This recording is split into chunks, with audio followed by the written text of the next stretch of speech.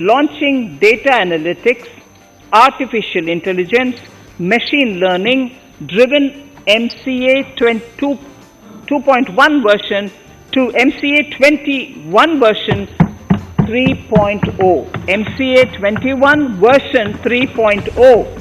This version 3.0 will have additional modules for e-scrutiny, e-adjudication, e-consultation, and compliance management. Disinvestment and strategic sale.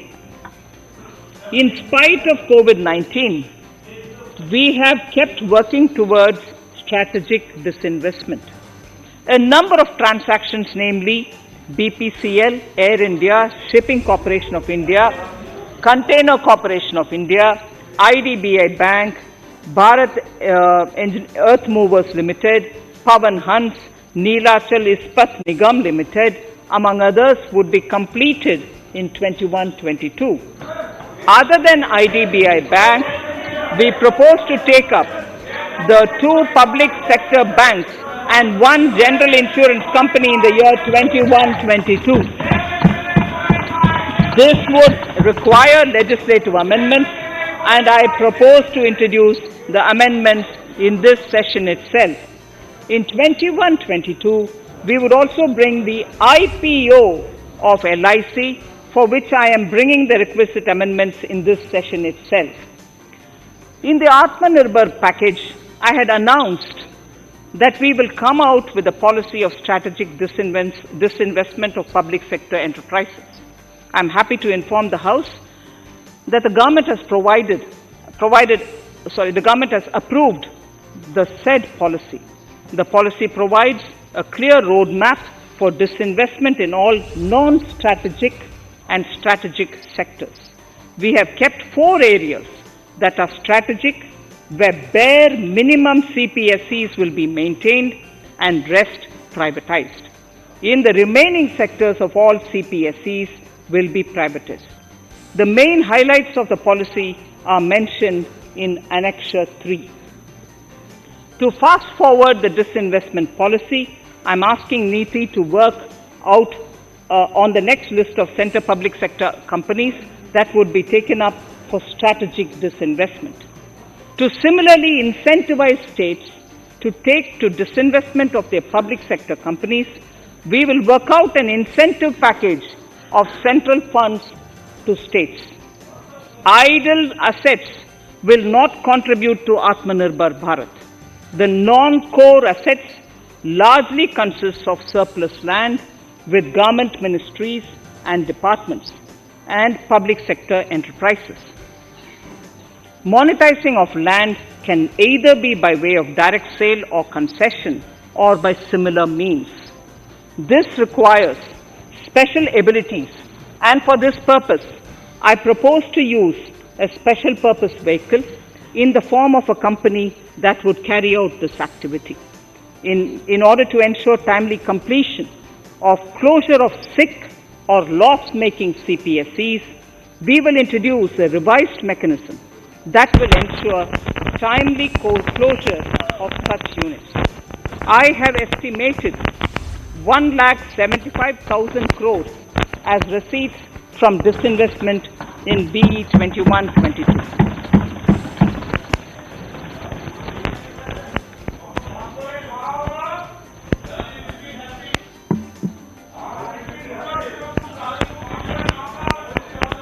Government financial reforms.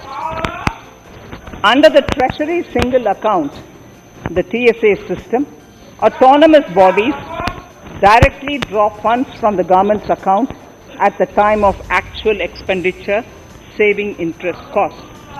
We will extend the TSA system for universal application from 21-22. On the recommendation of the 15th Finance Commission, we have undertaken a detailed exercise to rationalize and bring down the number of centrally sponsored schemes. This will enable consolidation of outlays for better impact. The government is committed to the development of multi-state cooperatives and will provide all support to them. To further streamline the ease of doing business for cooperatives, I propose to set up a separate administrative structure for them. So the third pillar of Atmanirbhar Bharat, inclusive development for aspirational India. Honorable Speaker, sir, under this pillar, I will cover agriculture and allied sectors, farmers' welfare and rural India, migrant workers and labour, and financial inclusion. Agriculture. Our government is committed to the welfare of farmers. The MSP regime has undergone a sea change to assure price that is at least 1.5 times the cost of production across all commodities.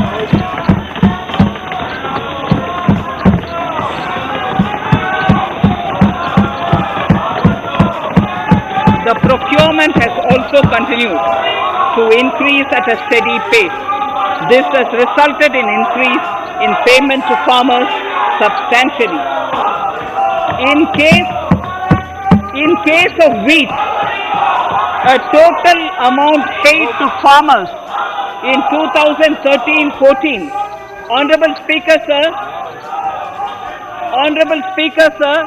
the data that I give now is important for all honorable members to kindly hear.